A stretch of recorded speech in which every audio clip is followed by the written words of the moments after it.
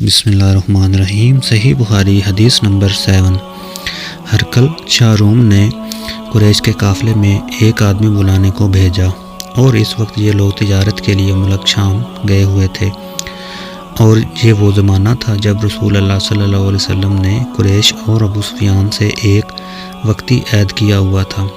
جب ابو سفیان اور دوسرے لوگ ہرقل کے پاس ایلیا پہنچے، جہاں ہرقل نے دربار طلب کیا تھا، اس کے گرد روم کے بڑے بڑے لوگ، علماء، وزراء، امراء بیٹھے ہوئے تھے۔ ہرقل نے ان کو اور اپنے ترجمان کو بلایا، پھر ان سے پوچھا کہ تم میں سے کون شخص مدعی رسالت کا زیادہ قریبی عزیز ہے؟ ابو سفیان کہتے ہیں کہ میں بول اٹھا کہ میں اس کا سب سے زیادہ قریبی رشتہ دار ہوں۔ یہ سن کر ہرقل نے حکم دیا کہ اس کو میرے پاس لے آؤ، اور اس کے ساتھیوں کو اس کی پیٹھ کے پیچھے بٹھا دو۔ پھر اپنے ترجمان سے کہا کہ ان لوگوں سے کہہ دو کہ میں ابو سفیان سے اس شخص کے یعنی محمد صلی اللہ علیہ وسلم کے حالات پوچھتا ہوں۔ اگر یہ مجھ سے کسی بات میں جھوٹ بول دے تو تم اس کا جھوٹ ظاہر کر دینا۔ ابو سفیان کا قول ہے کہ خدا کی قسم، اگر مجھے یہ غیرت نہ آتی کہ یہ لوگ مجھ کو جھٹلائیں گے تو میں آپ صلی اللہ علیہ وسلم کی نسبت ضرور غلط گوئی سے کام لیتا۔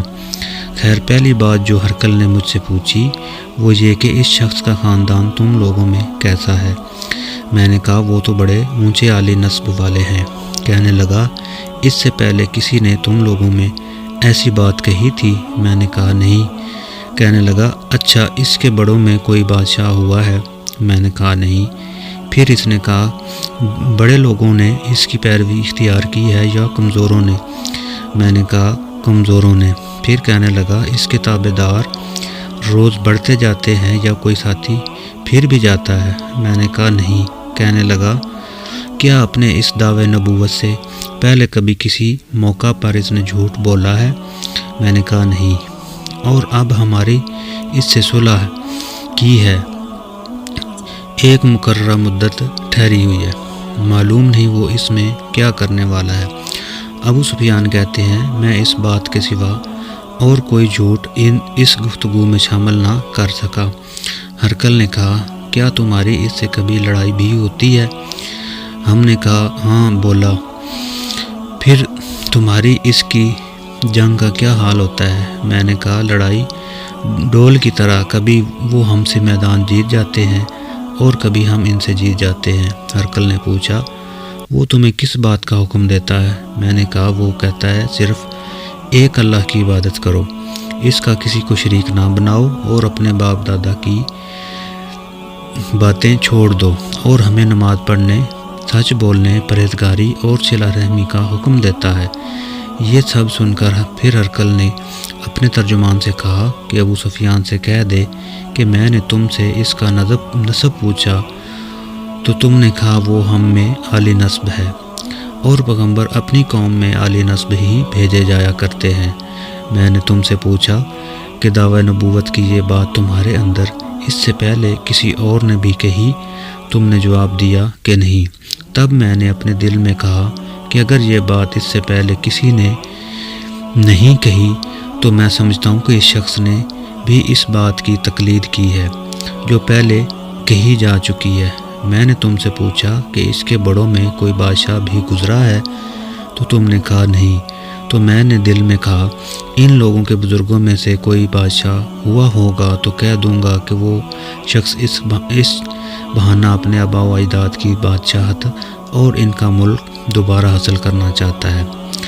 اور میں نے تم سے پوچھا کہ اس بات کے کہنے یعنی پیغمبری کا دعویٰ کرنے سے پہلے تم نے کبھی اس کو دروغ گوئی کا الزام لگایا؟ تم نے کہا نہیں۔ تو میں نے سمجھ لیا کہ جو شخص آدمیوں کے ساتھ دروغ گوئی سے بچے وہ اللہ کے بارے میں کیسے جھوٹی بات کہہ سکتا ہے۔ اور میں نے تم سے پوچھا کہ بڑے لوگ اس کے پیروکار ہیں یا کمزور؟ تو تم نے کہا کمزوروں نے اس کی اتباع کی۔ تو دراصل یہی لوگ پیغمبروں کی متبعین ہوتے ہیں۔ اور میں نے تم سے پوچھا کہ اس کے ساتھی بڑھ رہے ہیں یا کم ہو رہے ہیں؟ تم نے کہا وہ بڑھ رہے ہیں، اور ایمان کی کیفیت یہی ہوتی ہے کہ حتیٰ کہ وہ کامل ہو جاتا ہے۔ اور میں نے تم سے پوچھا کہ آیا کوئی شخص اس کے دین سے ناخوش ہو کر مرتد بھی ہو جاتا ہے؟ تم نے کہا نہیں۔ تو ایمان کی خاصیت بھی یہی ہے، جن کے دلوں میں اس کی مسرت رچ بس جائے وہ اس سے لوٹا نہیں کرتے۔ اور میں نے تم سے پوچھا کہ آیا وہ کبھی عہد شکنی کرتے ہیں؟ تم نے کہا نہیں۔ پیغمبروں کا یہی حال ہوتا ہے کہ وہ عہد کے خلاف ورزی نہیں کرتے۔ اور میں نے تم سے کہا وہ تم سے کسی چیز کے لیے کہتے ہیں؟ تم نے کہا وہ ہمیں حکم دیتے ہیں کہ اللہ کی عبادت کرو، اس کے ساتھ کسی کو شریک نہ ٹھہراؤ، اور تمہیں بتوں کی پرستش سے روکتے ہیں، سچ بولنے اور پرہیزگاری کا حکم دیتے ہیں۔ لہٰذا یہ باتیں جو تم کہہ رہے ہو سچ ہیں، تو عنقریب وہ اس جگہ کا مالک ہو جائے گا کہ جہاں میرے یہ دونوں پاؤں ہیں۔ مجھے معلوم تھا کہ وہ پیغمبر آنے والا ہے، مگر مجھے یہ معلوم نہیں تھا کہ وہ تمہارے اندر ہوگا۔ اگر میں جانتا کہ اس تک پہنچ سکوں گا تو اس سے ملنے کے لیے ہر تکلیف بارہ کرتا۔ اگر میں اس کے پاس ہوتا تو اس کے پاؤں دھوتا۔ ہرقل نے رسول اللہ صلی اللہ علیہ وسلم کا وہ خط منگوایا جو آپ نے دہیہ کلبی رضی اللہ عنہ کے ذریعے حاکم بصرہ کے پاس بھیجا تھا، اور اس نے وہ ہرقل کے پاس بھیج دیا تھا۔ پھر اس کو پڑھا۔ اس میں لکھا تھا اللہ کے نام کے ساتھ جو نہایت مہربان اور رحم کرنے والا ہے۔ اللہ کے بندے اور اس کے پیغمبر محمد صلی اللہ علیہ وسلم کی طرف سے یہ خط ہے شاہ روم کے لیے۔ اس شخص پر سلام ہو جو ہدایت کی پیروی کرے۔ اس کے بعد میں آپ کے سامنے دعوت اسلام پیش کرتا ہوں۔ اگر آپ اسلام لے آئیں گے تو دین و دنیا میں سلامتی نصیب ہوگی، اللہ آپ کو دوہرا ثواب دے گا، اور اگر آپ میری دعوت سے روگردانی کرتے ہیں تو آپ کی رعایا کا گناہ بھی آپ کی سر ہی ہوگا۔ اور اے اہل کتاب، ایک ایسی بات پر آ جاؤ جو ہمارے اور تمہارے درمیان یکساں ہے، وہ یہ کہ ہم اللہ کے سوا کسی کی عبادت نہ کریں اور کسی کو اس کا شریک نہ ٹھہرائیں، اور نہ ہم میں سے کوئی کسی کو خدا کے سوا اپنا رب بنائے۔ پھر اگر وہ اہل کتاب اس بات سے منہ پھیر لیں تو مسلمانوں تم ان سے کہہ دو کہ تم مانو یا نہ مانو، ہم تو ایک خدا کی اطاعت گزار ہیں۔ ابو سفیان کہتے ہیں جب ہرقل نے جو کچھ کہنا تھا کہہ دیا اور خط پڑھ کر فارغ ہوا تو اس کے ارد گرد بہت شور و غور ہوا، بہت سی آوازیں اٹھی اور ہمیں باہر نکال دیا گیا۔ تب میں نے اپنے ساتھیوں سے کہا ابو قبشہ کے بیٹے حضرت صلی اللہ علیہ وسلم کا معاملہ تو بہت بڑھ گیا ہے، دیکھو تو اس سے بنی اصغر روم کا بادشاہ بھی ڈرتا ہے۔ مجھے اس وقت سے اس بات کا یقین ہو گیا کہ حضور صلی اللہ علیہ وسلم عن قریب غالب ہو کر رہیں گے، حتیٰ کہ اللہ نے مجھے مسلمان کر دیا۔ راوی کا بیان ہے کہ ابن ناتوار ایلیا کا حاکم، ہرقل کا مصاحب اور شام کے نصارہ کا لاٹ پادری بیان کرتا تھا کہ ہرقل جب ایلیا آیا ایک دن صبح کو پریشان اٹھا، اس کے درباریوں نے دریافت کیا کہ آج ہم آپ کی حالت بدلی ہوئی پاتے ہیں، کیا وجہ ہے؟ ابن ناتور کا بیان ہے کہ ہرقل نجومی تھا، علم نجوم میں وہ پوری مہارت رکھتا تھا۔ اس نے اپنے ہم نشینوں کو بتایا کہ میں نے آج رات ستاروں میں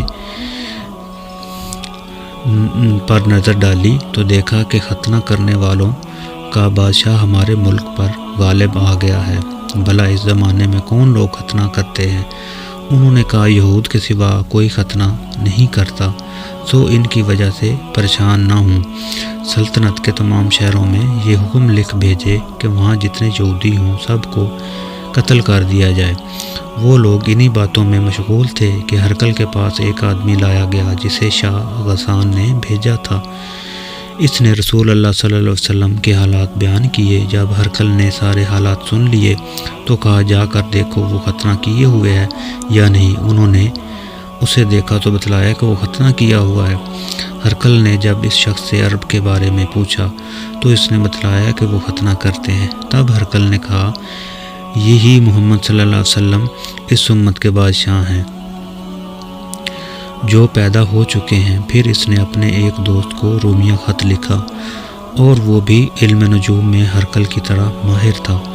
پھر وہاں سے ہرقل حمص چلا گیا۔ ابھی حمص سے نکلا نہیں تھا کہ اس کے دوست کا خط اس کے جواب میں آ گیا۔ اس کی رائے بھی حضور صلی اللہ علیہ وسلم کے ظہور کے بارے میں ہرقل کے موافق تھی کہ محمد صلی اللہ علیہ وسلم واقعی پیغمبر ہیں۔ اس کے بعد ہرقل نے روم کے بڑے آدمیوں کو اپنے حمص کے محل میں طلب کیا اور اس کے حکم سے محل کے دروازے بند کر لیے گئے۔ پھر وہ اپنے خاص محل سے باہر آیا اور کہا، اے روم والو، کیا ہدایت اور کامیابی میں کچھ حصہ تمہارے لیے بھی ہے؟ اگر تم اپنی سلطنت کی بقا چاہتے ہو تو پھر اس نبی صلی اللہ علیہ وسلم کی بیعت کر لو اور مسلمان ہو جاؤ۔ یہ سننا تھا کہ پھر وہ لوگ وحشی گدھوں کی طرح دروازوں کی طرف دوڑے مگر انہیں بند پایا۔ آخر جب ہرقل نے اس بات سے ان کی یہ نفرت دیکھی اور ان کے ایمان لانے سے مایوس ہو گیا تو کہنے لگا، ان لوگوں کو میرے پاس لاؤ۔ جب وہ دوبارہ آئے تو ان سے کہا، میں نے جو بات کہی تھی اس سے تمہاری دینی پختگی کی آزمائش مقصود تھی، سو وہ میں نے دیکھ لی۔ تب یہ بات سن کر وہ سب کے سب اس کے سامنے سجدے میں گر پڑے اور اس سے خوش ہو گئے۔ بالآخر ہرقل